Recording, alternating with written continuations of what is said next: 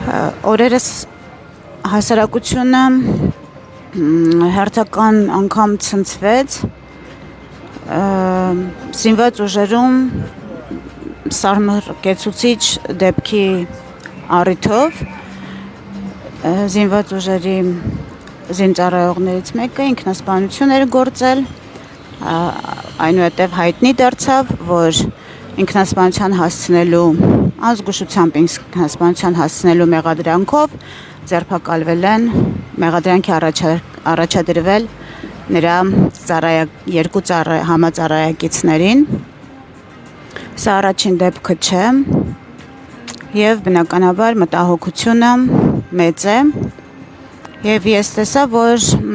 մի շարք հասարակական կազմակերպություններ հանդես են եկել այս առիթով, այս կապակցությամբ հայտարարությամբ եւ այդ հայտարարության մեջ նրանք նշել են, որ միայն 2026 թվականի ընթացքում արձանագրվել են Հայաստանի Հանրապետության զինված ուժերում արձանագրվել են ոչ մարտական պայմաններում մահվան 8 դեպք, որոնցից մեծ մասի առնչությամբ ըստ քննչական կոմիտեի հաղորդագրությունների նախաձեռնվել են քրեական վարույթներ սպանության եւ ինքնասպանության հասցնելու հոդվածներով։ Մահվան դեպքերի ուսումնասիրությունը փաստում է, որ ՀՀ զինված ուժերում բռնությունը, զինծառայողների նվաստացումը կրում է շարունակական բնույթ եւ դրսեւորվում է ինչպես ֆիզիկական բռնությամբ, այնպես էլ արժանապատվությունը նվաստացնող վերաբերմունքի տարբեր դրսեւորումներով, ահաբեկմամբ։ Նշված է հասարակական կազմակերպությունների հայտարարության մեջ եւ նրանք պահանջում են զինված ուժերում նվաստացնող վերաբերմունքի արգելքը, բռնության կանխարգելումը եւ խոցելի իրավիճակում հայտնված զինծառայողների պաշտպանությունը։ Մի շարք կետերով բազմաթիվ պահանջներ են ներկայացված, դրանցից մեկը նշվածներ։ Պահանջում են նաև հնարավորինս կարճ ժամկետներում իրականացնել բազմակողմանի մասնագիտական ուսումնասիրություն, բազմամասնագիտական ուսումնասիրություն համակողմանի գնահատելու զինված ուժերում բռնության եւ ինքնասպանությունների առաջացման պատճառներն ու նպաստող գործոնները։ Բնականաբար այս հայտարարության հեղինակները եւ ոչ միայն այս հայտարարության հեղինակները չափազանց մտահոգ են, բնականաբար լուծում են փնտրում եւ բնականաբար ցանկացած մարդ չի կարող անտարբեր մնալ նման դեպքերի հանդեպ եւ իհարկե մտահոգությունը կիսում են բոլորը։ Ուզում եմ միայն ձեզ հետ կիսել հետեւյալը, երբ բանալի բառերով փնտրում եք նշված հայտարարությունը մեջբերումներ անելու համար, նույն վերնագրով հայտարարություն լուր հանդիպեց, բացելուց հետո միայն տեսա, որ դա 2012 թվականի լուր էր եւ հայտարարությունը, վերնագիրը, բովանդակությունը ճշգրիտ ըստ էության նույնն էր։ Անցել է 14 տարի, բայց մտահոգությունը մեր նույնն է եւ կրկին ի հայտ է գալիս այն հարցը, թե որտեղից է բխում այս բռնությունը, ինչպես պետք է հաղթահարել եւ այլն եւ այսպես շարունակ։ Նշված, եթե այս հայտարարության մեջ պահանջվող կետերը պետք է իրականանան եւ պետք է բազմամասնագիտական ուսումնասիրություն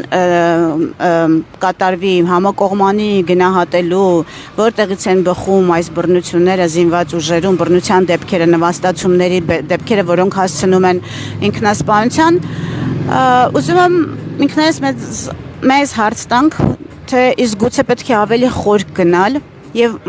ուսումնասիրել, թե նշված երևույթները որքանով են փոխկապակցված ընտանիքներում առկա բռնության հետ։ Իսկ գուցե դրանք բխում են, խնդրեմ անցեք, ներողություն, խնդրեմ։ Իսկ գուցե դրանք ուղղակիորեն բխում են ընտանեկան հարկի ներքո գոյություն ունեցող բռնությունից, որը ինչպես հայտնի է մեզանում պաշտպանված է օրենքով։ Ինչ նկատի ունեմ, երբ ասում եմ պաշտպանված է օրենքով ընտանիքի հարկի ներքո կատարվող բռնությունը։ Ուղղակիորեն այն, որ Հայաստանի Հանրապետության քրեական օրենսգրքում բացակայում է հոդված կամ տող կամ հիշատակում այն մասին, որ ընտանիքի ներսում կատարվող բռնությունը, ծեծը, նվաստացումը, այդ բոլոր երևույթները նույնքան դատապարտելի են կամ առավել դատապարտելի են, եթե կատարվում են ընտանիքի հարկի տակ։ Նման հոդված մենք չունենք եւ ահա այդպիսի հոդվածի բացակայության պայմաններում ընտանեկան հարկի ներքո կատարվող բռնությունը մատուցվում է որպես ավանդույթ, իսկ դրա կոծկումը որպես ընտանիքների ամրության գրավական։ Բայց քանի որ բոլորին ցնցած այս հերթական երևույթի եւ նշված խնդրի մեջ կապը ավելի հիմնավոր երևա, ես կներկայացնեմ մի քանի վիճակագրություն։ Մասնավորապես 2025 թվականի ընթացքում Հայաստանում արձանագրվել է անչափահասների միջև ֆիզիկական բռնության, ֆիզիկական ներգործության եւ մարմնական վնասվածք պատճառելու 84 դեպք։ Այդ 84 դեպքից 59-ը ոչ մեծ ծանրության են եղել, 16-ը միջին ծանրության, 8-ը ծանր, 1-ը առանձնապես ծանր հանցագործության դեպքեր են եղել։ Այս արձանագրված 84 դեպքերին ներգրաված են եղել 122 անչափահաս, ընդ որում նրանցից բավական մեծամասնությունը մինչև 16 տարեկան երեխաներն են եղել։ 41 երեխա մինչև 16 տարեկան, 81-ը 16-ից 18 տարեկան։ Այս վիճակագրությունից զատ գոյություն ունի եւս մեկ վիճակագրություն, ըստ որի քրեական գործ չի հարուցվել, բայց հաշվառվում է եւ ուսումնասիրվում են դեպքերը անչափահասների շրջանում բռնության, որոնց կատարողները չեն հասել քրեական պատասխանատվության տարիքի, իսկ դա 14-ն է, եթե չեմ սխալվում, այսինքն մինչև 14 տարեկան երեխաների միջև նույնպես բռնության դեպքերի մեծ վիճակագրություն գոյություն ունի, 86 այդպիսի դեպքի հայտնի դարձել։ Ես ուզում եմ նշել, այսինքն բոլորն իրար 2025 թվականին 208 անչափահաս ներգրավված է եղել, մի մասը դատվելու տարիքում, մի մասը նույնիսկ ոչ դատապարտվելու կամ քրեական հետապնդման մեջ գտնվելու տարիքում ներգրաված են եղել բռնության դեպքերի, ծանր բռնության, դանակահարություններ, ծեծ ու բազմաթիվ այլ դեպքեր, եւ սրանք պետք է բոլորս հիշենք, որ արձանագրված դեպքերն են։ Սրանք միայն այն դեպքերի մասին են այս արձանագրությունը, որոնք հասել են ոստիկանություն։ Իսկ մենք գիտենք, որ միշտ չէ, որ դրանք հասնում են ոստիկանություն։ Ես ուզում եմ նաեւ մի քանի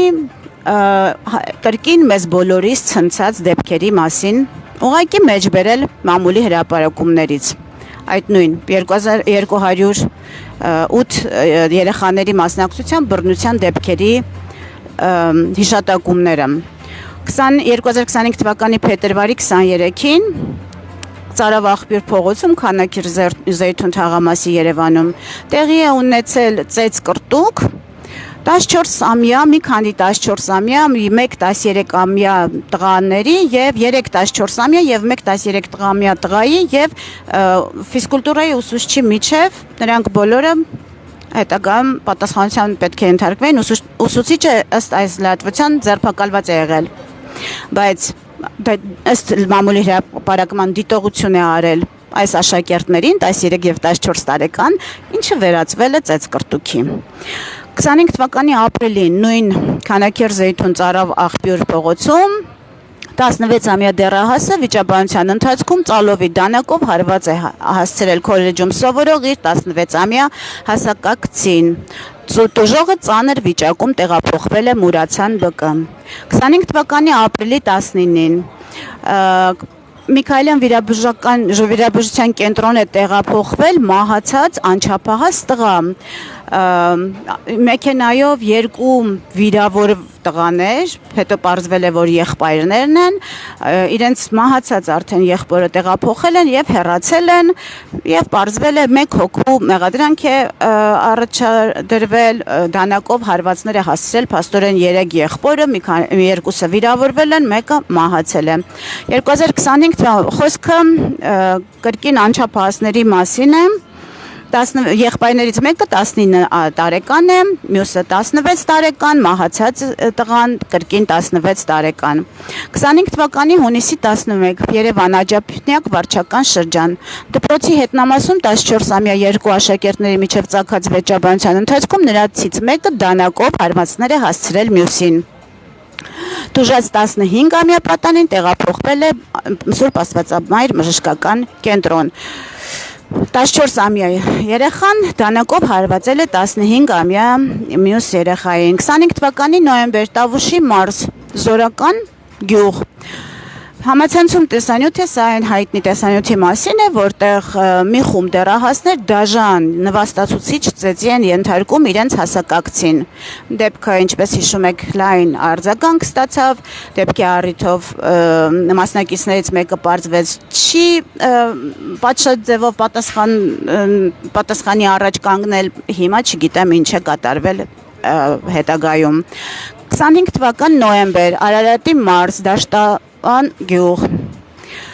շտապօգնության մի րոպե Ուրեմն շտապօգնության մեքենայով մի քաղաքացի տեղափոխվել է Մարզմասիս բժշկական կենտրոն, հետագայում պարզվել է, որ Կամո Գրիգորյանի փողոցում Եվ այսպես 15-ամյա մի տղա, 14-ամյա, եւս 15-ամյա եւ եւս 15-ամյա անունների առաջին տառերը չեմ ընթերցում, դա մեզ ոչինչ չի տա, վիճաբանություն է տեղի ունեցել, որի արդյունքում ծեծել են այդ հիվանդանոց տեղափոխված մյուս տղային։ Սա Արարատի մարզում 2025 թվական դեկտեմբերի 9 Բյուրեղավանում 14-ամյա դպրոցականները վարակույր կախելու շուրջ վիճել են, ծեծել են միմյանց պատճառելով մարմնական վնասվածքներ։ 26 թվականի փետրվարի 21-ին Սևան քաղաքում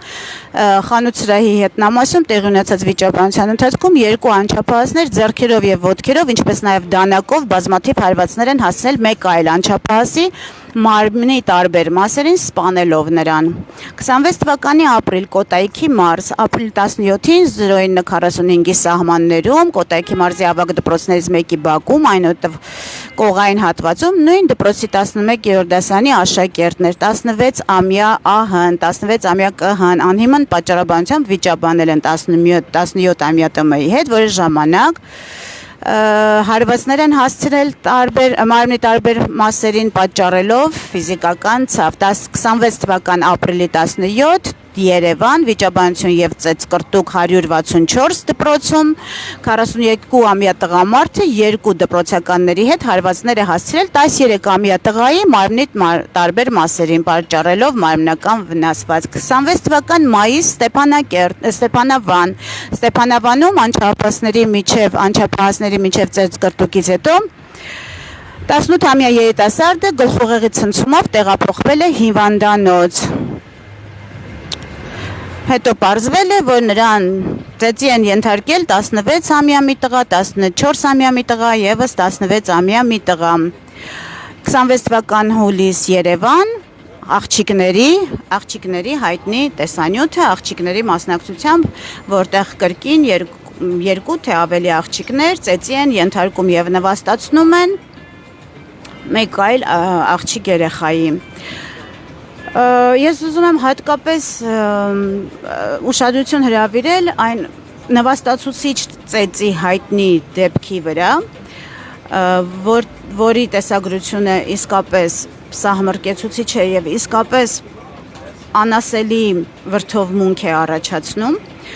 Ես ուզում եմ կասկածել, որ եթե այդ երեխան արդեն մի քիչ էլ մեծացած լիներ եւ ամբողջությամբ կլանած լիներ կեղծ արժանապատվության, կեղծ թասիբի, տղամարդկության այդ կեղծ հասկացությունները, գուցե եւ այդ երեխան նույնպես այդ ծեծից հետո փորձեր իր կյանքին վերջ տալ։ Բայց ստացվում է, որ տարեկան մոտ 150-ից 200 երեխա մեզանում ներգրաված է լինում բնականաբար 99%-ը տղա երեխաների մասին է, ներգրաված է լինում բռնության ակտ կատարելու գործողությունների մեջ, բռնություն դանակի գործադրմամբ, դաժան ծեծի նվաստացումների գործադրմամբ դա մեծ թիվ է եւ եթե դա գումարենք տարին տարվա վրա կհասկանանք թե ինչ մեծ թվով եւ կրկին պետք է հիշենք որ սրանք բացահայտված եւ ոստիկանություն հասած դեպքերի մասին են Աստված գիտի կամ մենք բոլորս շատ լավ գիտենք թե որքան են մնացած դեպքերը որոնք այդպես էլ չեն հասնում ոստիկանություն բայց այս երեխաները այս տղաները կամ նրանց մեծ մասը գնալու են չէ բանակ իրենց հետ այդ մշակույթը տանելու են չէ բանակ եւ եթե իրենք դպրոցում 14 տարեկանում 15 տարեկանում 10-ից 14 տարեկանում անգամ իրենց խնդիրները լուծելու համար դիմում են եւ որևէ արգելք չունեն, որևէ բարոյական արգելք չունեն, որևէ սահմանափակում չունեն, դաստիարակությունը չի հանգեցրել դրան, որ չդիմեն իրենց խնդիրները լուծելու համար դանակի, բռնության, ծեծի, նվաստացումների, բնականաբար ոչինչ չի խանգարի կամ նույնիսկ շատ ավելի նպաստավոր պայմաններում այդ մշակույթը կտեղափոխվի զինված ուժեր, սրանից բխող բոլոր հետևանքներով առաջարկում եմ մեզ երևույթները գնահատելիս, երևույթները ուսումնասիրելիս մի քիչ ավելի լայն նայել եւ մի քիչ ավելի խորը նայել հակառակ դեպքում 12 թվին ունենք այսպիսի հայտարարություն, դրանից առաջ ունենք այսպիսի հայտարարություն մտահոգ հասարակական կազմակերպությունների կողմից եւս 15 տարի հետո կունենանք այսպիսի հայտարարություն, եթե էության մեջ չտեսնենք հարցը եւ այդպիսի վճռականություն չունենանք իրերին իսկապես իրենց անուններով իրերը կոչելու եւ խնդրին դեմարդեմ առնչվելու սիրելի կանայք ես ձեզ ուզում եմ հիշեցնել երբ ձեր ընտանիքում ձեր տան պատերի ներսում փակ դռնի ետևում ձեր ամուսինները ձեզ ծեծի են ենթարկում, ֆիզիկական ցավ են պատճառում, հոգեկան տառապանք են պատճառում, իբր հումորով կատակներ են անում, հումորներ են անում, բայց իրականում նվաստացնում են եւ ծաղրում են, երբ ֆինանսական սահմանափակումներ են սահմանափակումների մեջ են պահում, ես ձեզ խնդրել եմ եւ նորից խնդրում եմ, հորդորում եմ բացել եւ կարդալ բռնության բոլոր երևույթները իրենց անուններով, սրանք բոլորը քրեական օրենսգրքով նախատեսված հանցագործություններ են անկախ նրանից, որ նշված չէ, որ դրանք նույնքան կամ առավել մեծ հանցագործություն են, եթե տեղի են ունենում ընտանիքի պատերի ներքո, ընտանեկան հարկի, սուրբ ընտանեկան հարկի ներքո, դրան ետևում եւ ոչ ոք դրա մասին չի իմանում, թեև դեպքերի մեծ մասում բոլորն էլ իմանում են, առավել եւս դրկից հարևանները լսում են ամեն ինչ։ Սիրելի կանայք, սրանք քրեական օրենսգրքով նախատեսված հանցագործություններ են։ Եվ երբ մենք կոծկում ենք, պարտակում ենք, կուլ ենք տալիս այս հանցագործությունները, մենք մեր երեխաներին դատապարտում ենք ապրել բռնության մշակույթի վրա հիմնված հասարակության մեջ սրանից բխող բոլոր աղետալի հետևանքներով։ Մենք ընտանիք չենք պահպանում, ընտանիքի ամրություն չենք պահպանում, մենք պարզապես խեղում ենք մեր երեխաների, մեր անչափահաս երեխաների հոգեբանությունը եւ նրանց դրդում ենք բռնության դպրոցում, բռնության բակում, այնուհետև նաեւ բանակում ծառայելու ընթացքում եւ առհասարակ այդ երևույթները չեն կարող լինել ավանդական, հայկական, ընտանեկան արժեքներ։ Այդ երևույթները, որոնք քրեական հանցագործություններ են, չեն կարող լինել ավանդական առավել եւս հայկական ընտանեկան արժեքներ։ Մենք պետք է նորից ու նորից մտածենք. արդյոք մեր ընտանիքի մոդելը բռնության մոդելն է, թե մեր ընտանիքի մոդելը սիրո փոխադարձ հարգանքի, համերաշխության, խաղաղության մոդելն է։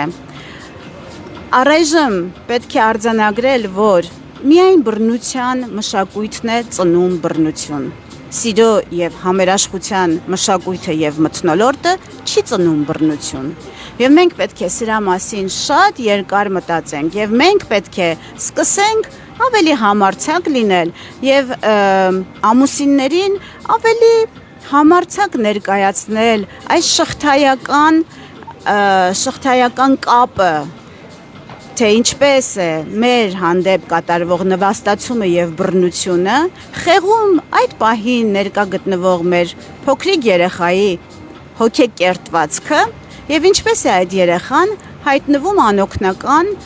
կամ զոհի կամ բռնակալի դերում, որոնցից երկուսն էլ նույնքան մերժելի պետք է լինի մեզ համար։ Եվ ես վերջում ուզում եմ ավելացնել, որ եւս մի բան կա, որին պետք է ուղիղ նայենք։ Բոլոր նման դեպքերը, ինչ որ ես հիշատակեցի, ինչ որ չհիշատակեցի, ընտանեկան բռնության այն քիչ հայտնի դարձող կամ ոստիկանություն հասնող դեպքերի պարագայում, ես ուզում եմ մենք ուշադիր ինքներս մեզ կողքից նայենք եւ տեսնենք արդյոք հանրային մեծ համակրանքը բռնակալների